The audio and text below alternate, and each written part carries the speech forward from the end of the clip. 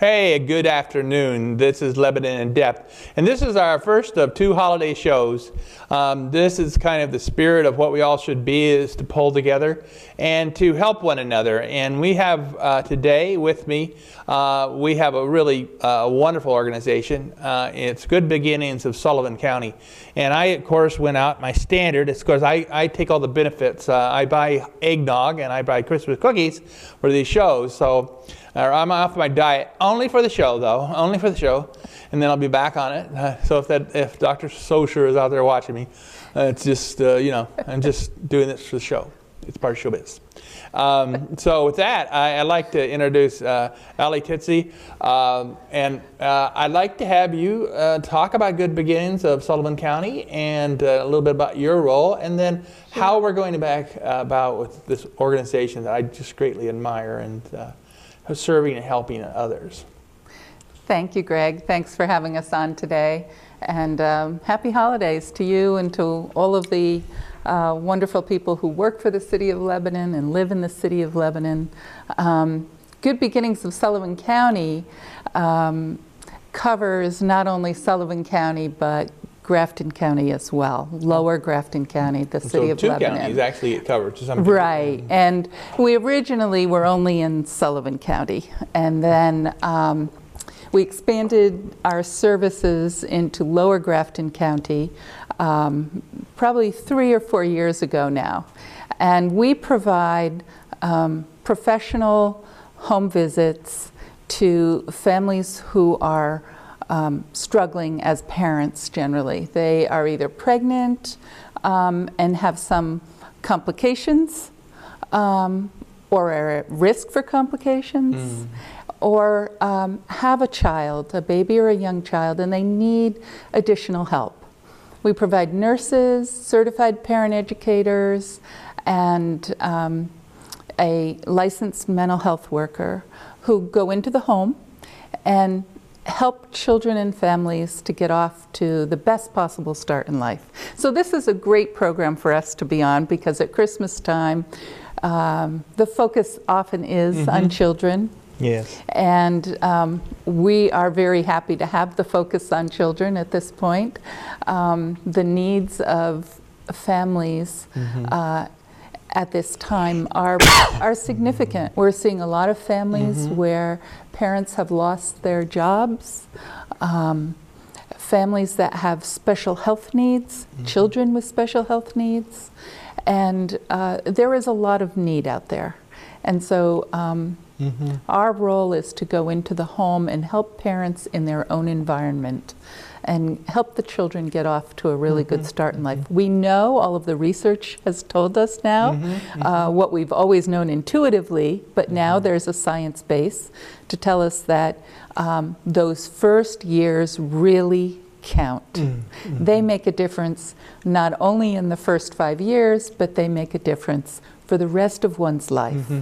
We have scientific proof now that what happens in those first years actually influences things like heart disease in adults. Wow, you know, that's incredible. Yeah, yeah. So now we know this for sure. And so it's very, very important for the health of the whole community to give kids a good start in life and a healthy start in life.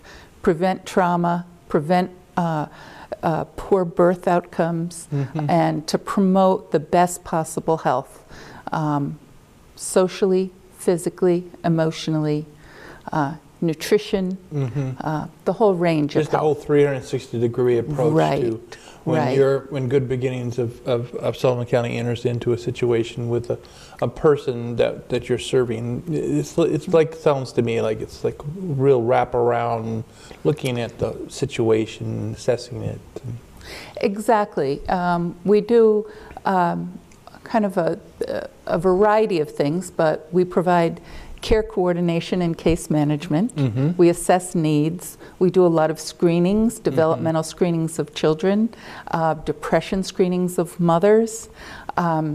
We look at the home environment. Is it safe for the family?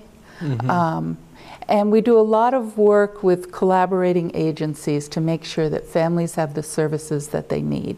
We don't necessarily provide all those services. We work with the partners in the community to help get families connected depending on the needs that they have. So it's a collaborative effort as well. Definitely. So that when you do the needs assessment and they determine there are possibilities here of some need that could be also contributed toward meeting by another entity, then Good Beginnings, Sullivan are one of those collaborative partners we have. Right. You know, recently we saw a mom who had her first baby when she was in 6th grade and went on to have 3 more babies. Is now in her early 20s with 4 young children. When we started working with her, she was homeless. She had a significant medical issue. One of her children had a significant medical issue. All of the children were hungry. There were enormous needs, and she walked in off the street. Wow. You know, and now she has a home. Her children are in school or childcare, and she is starting to look at, you know, some educational opportunities for herself and starting to move toward independence. That is that's a wonderful story. You know, that's a real holiday story. It's a story year round though, because even though here in the holiday times we often start feeling, you know, our emotions and, you know, our spirit is you know, in a certain frame. I know I get that way. I tend to get, you know, I get teary-eyed. I tend to get that way. But I think the important thing for all of us is that when we pull together to provide the help, in terms of support, the hand, whatever people need, is that we should do it 365, 24/7. Right. And we should never stop until we reach a point where we're a better place. Because there's no reason that people need to be alone in facing challenging situations. Things happen in life. And it would never happen to me, but it can very much happen in your family. You don't know when that might happen. And you could, whether it's your neighbor or it's your family or it's the persons that go to the school with your children, that this is really all of us. So this is not a case of the other. There's no other here. It's us. This is us. Exactly. And, you know, I have to say that that's one of the best parts of the region that we live in. I'm probably a little biased about this, yes, but I know you really have great pride in this area you live. There's a very caring community that really wants what's best for children and families here. And people step up, people volunteer, people donate to our thrift store, people donate funds, people donate diapers, people donate toys and books, and we have First Baptist Church of New London has started a whole book project with us so that we can give a new board book to every baby in our program for the first 3 years of life. So, I mean, that's a significant investment in family literacy. And these are babies that wouldn't have board books otherwise. So there are many initiatives like that that come from people in the community. They really care about the future of their community. They know that we're an aging population, and in Grafton County, it's, you know, they call it the silver tsunami, we are really aging in New Hampshire as a whole, but in Grafton and Sullivan County, young people are moving away, and the young people who are here, we need to invest in them now, because 20 years from now, there's going to be even fewer young people to carry on the work and do what needs to be done in the community. We need to look at those young people now and give them the tools, give them that great start in life that's going to get them through school and through life, and give them a healthy life That's how we improve the life of the community. That's really an incredible example of sustainability and resiliency. Right. Because, I mean, one of the core outcomes that the city has identified through the leadership of the city council has been the sufficiency and resiliency in our community for everyone. Right. Everyone should have sufficiency and resiliency in dealing with our world. And the generational thing, as you say, that's very insightful, because it truly is the pattern of the demographics. I mean, I'm part of the wave being born in '46 that are sweeping through, and we are getting older. Unfortunately, my eyesight's in a wave. You know, it's like the night driving starts to be a little bit. You know, there's all kinds of things going on with a person, and the younger generation, if they get fewer in number and they have to carry on in a more difficult world, where you have to have the competencies, the competencies to be able to communicate well, to kind of plan and self-direct, and to look at this new wave of technologies you end up living with now, and create places that people will want to live and be, and so many other places get abandoned and left behind, and we don't want to be that way. We want to be a healthy. We want to be a healthy community. And we want to be a place where people want to raise their children. And we are that kind of place now, and we want to just keep beefing that up. But I notice I know that you have, in the good beginnings of Sullivan County, that there's a bit of a beating you've been taking in terms of just the funding environment, the things that are out there, I'm not sure we got our priorities straight in our world yet. It seems to me it just keeps sometimes it's devolution, and not the kind of evolution into a place we want to be with funding. How hard you've been hit? Yeah, it's been pretty bad. The state of New Hampshire has basically eliminated all funding for prevention of child abuse and neglect, but of course there's still millions of dollars for treatment of child abuse and neglect, because that's mandated. Yeah, so that's required, but that which is not required is that's and that has been completely just decimated. And so that's one of the things that we're hoping will change in the future, is that there will be a greater focus on prevention, because it's very hidden, but there is a lot of child abuse and neglect that we see, and that doesn't bode well for us and for children. And we are trying desperately to support families, and when we also provide a service when children are removed from the home, we provide the services to reunite the family. And we don't want that to be as big a part of our service array as it is right now. Yeah. It used to be a much smaller part of what we did, and that has been a larger part of what we do recently. And we would like to see a lot more focus on prevention than there currently I really is. do share that. Now, as we close, if people want to help Good Beginnings of Sullivan County, how would they approach it? Okay. What would they do? Well, they can volunteer, so giving your time. And there's lots of ways to volunteer, from our thrift store to administrative help to working directly with families after training. Giving your talents. So if you have a particular skill that you might offer. And then treasure. We have a children's thrift store that operates out of Claremont that helps support our program. So saving your children's gently used clothing and items and baby supplies and donating them is very helpful to us.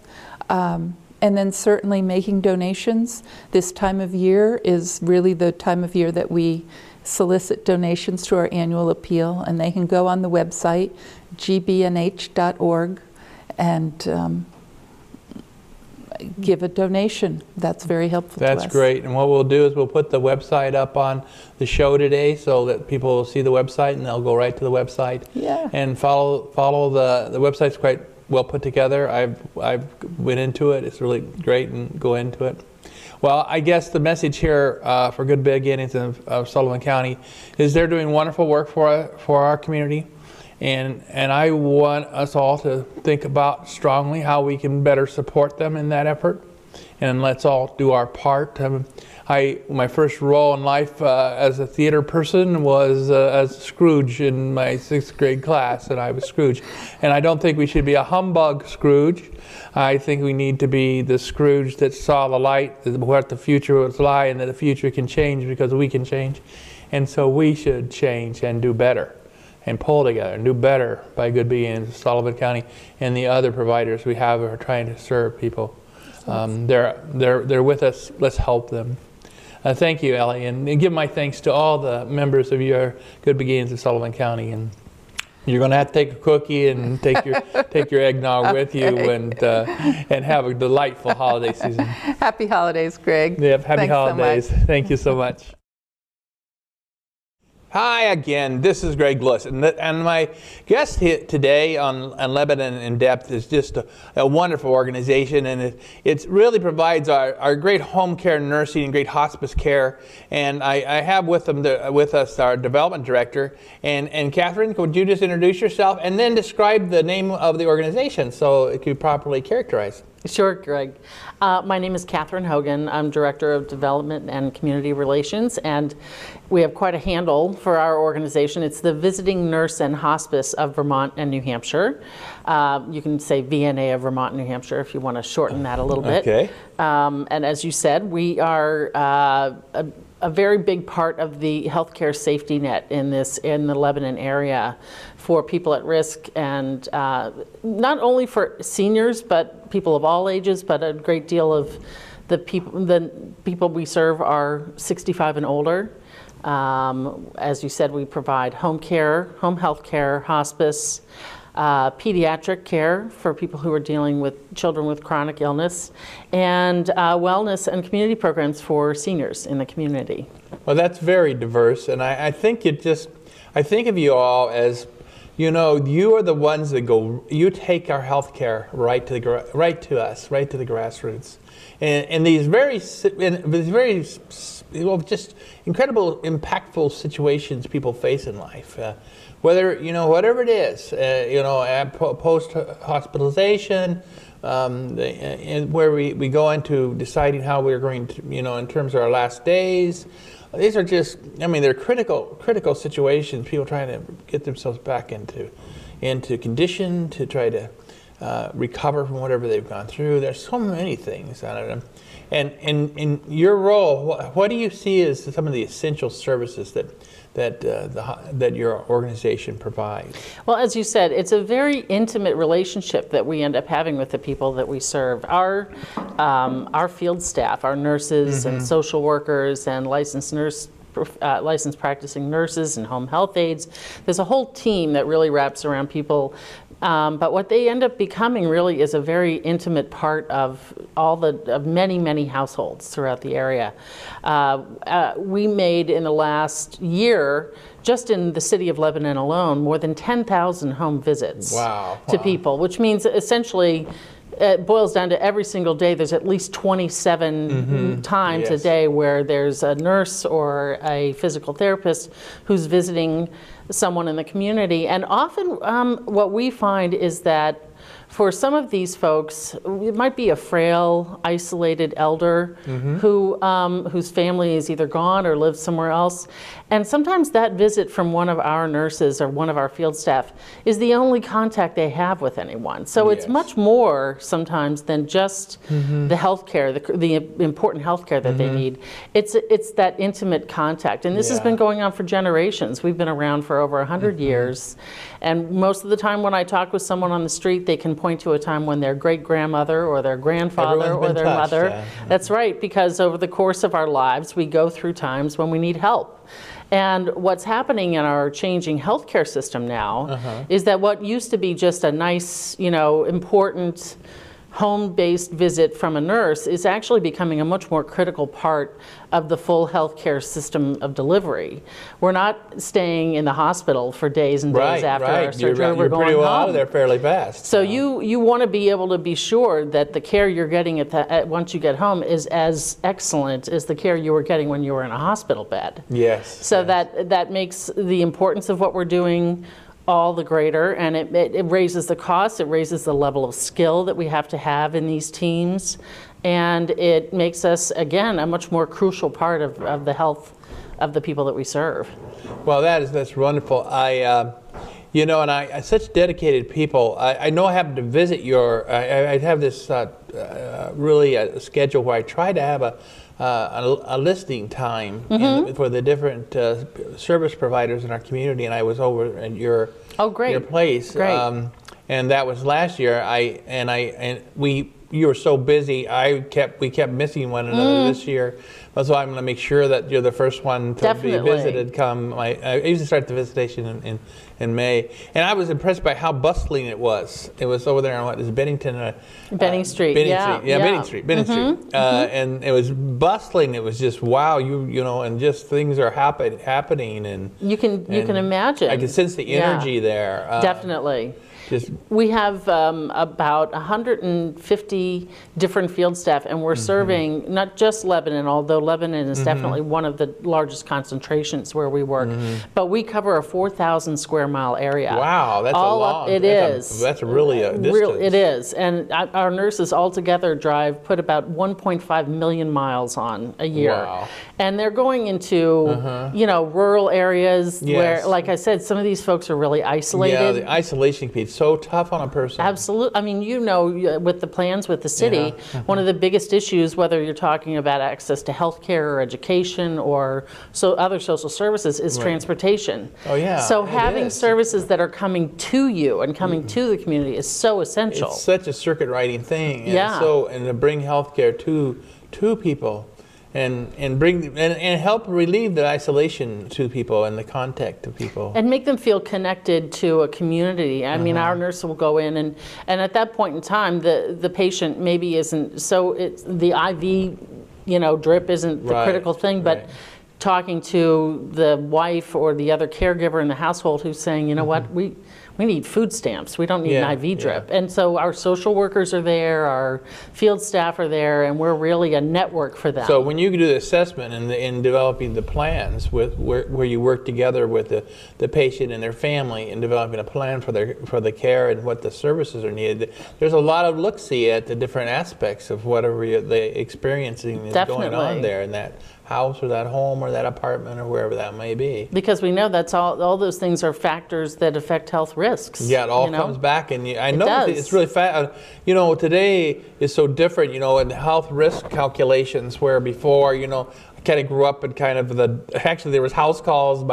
My doctor was Dr. Barnes. I remember how Dr. Barnes was coming, and he had a little black bag. It was really it was right out of the the 50s is when I grew up, and that's how now. It's just a world of difference. And if we didn't have your organization and the nurses and the social workers and the therapists and the social work and then that would just be such a big gap. Huge. Just such a big. I can't imagine our world without people that are serving in your organization. And they're so dedicated. I can't tell you that they astound me every day. Yeah, when I see somebody that working in public health nursing, my wife. I told you she was a nurse in intensive care, but she kind of grew up under the mentorship of a nurse, and she was a directing public health nurse, kind of really the epitome of public health nursing. And to think about the dedication of people that engage in nursing in the public and out there in the field and in that car and the conditions I get frightened anymore about in the mountains driving around, and they're out there and they've got the shovel and the sandbag in the back, and if they get stuck they get out and walk up the road and get to the house. Very pragmatic, practical, skilled nursing people. They might be the only one that gets through there, They get in there after them. Now, how have you been faring? I've been, as this spring season's upon us, I am so committed to everyone pulling together, and I feel that we're not going the right ways in the way we do things in some of our service providing. In the healthcare field is an exemplar of a rapidly changing environment, and some of the changes aren't for the good. But how are you faring funding-wise and development picture for you? Well, like many healthcare organizations and community-based nonprofit healthcare organizations, we're getting some big challenges hitting us, and they're going to keep hitting us, as we know, over the next few years. We've been doing what the city's been doing in terms of some real strategic planning and trying to, create greater efficiencies, greater innovation, so that because we're really being asked to do more with less every single year. Between the sequestration, the federal budget sequestration last year, which, as we know, has pretty much become a regular part of business. The sequestration was just really had very impactful. People don't realize how much losses we incurred because of that. They think it's a DC thing, but it was a direct hit to us, and it continues to be.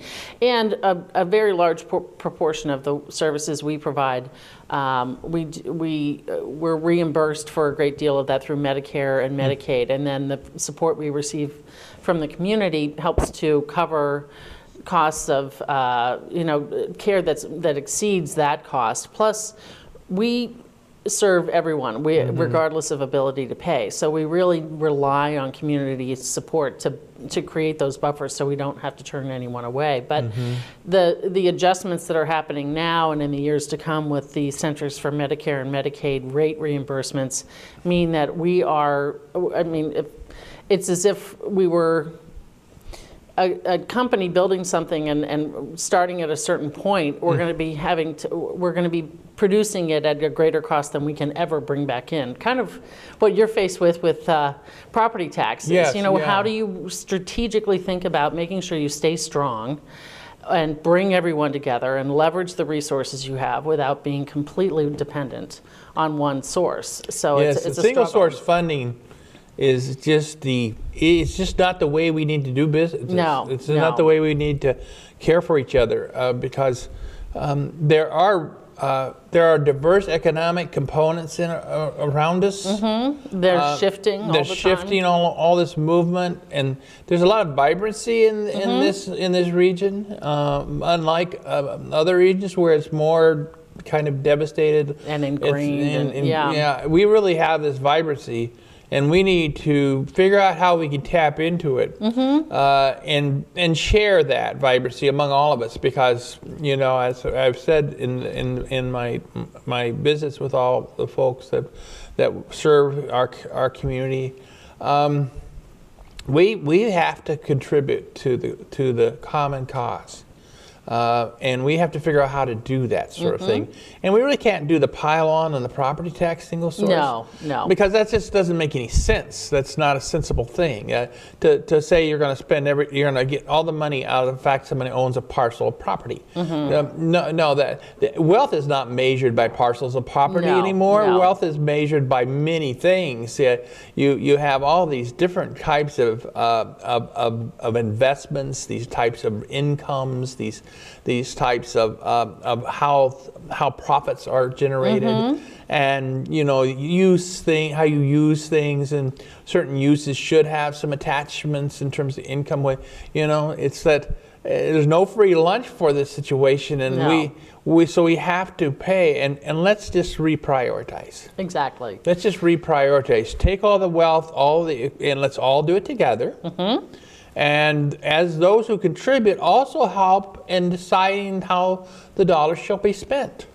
And it's important. Altruism is a critical thing. It's the holiday season. We all want to care about one another. It is. But I think we all, at the end of the day, come to realize that if we're not creating these safety nets, if the boat is sinking at a certain level, we all go down.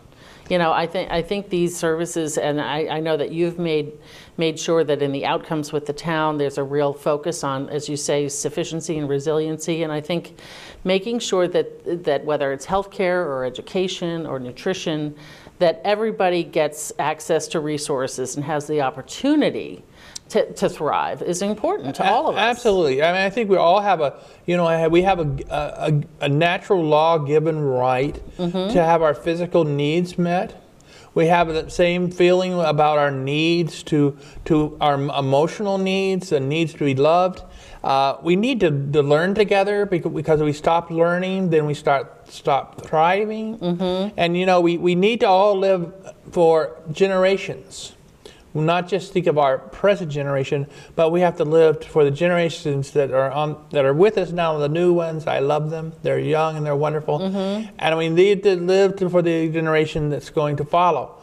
And to do all that stuff, we just gotta re-look at what we do, and let's really look at it from a blank page, and let's contribute. Now, if there was, maybe it would be good for you to restate the name of the organization. And if people want to support the organization, well, I very much encourage to pull together and support your organization. So what would be the full name, and how should they provide support? What's the way to do it? Sure. It's the Visiting Nurse and Hospice of Vermont and New Hampshire. You can donate online at our website at VNAVNH.org. That's VNAVNH.org.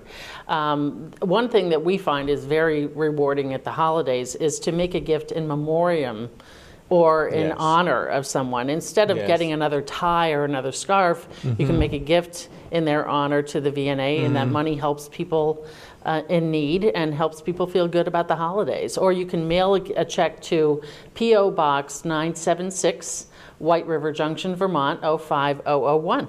That's marvelous. Well, I thank you, Catherine. Thanks. And as we end our show today, in the holiday season, I'm going to raise my cup of we're having a party. Delightful.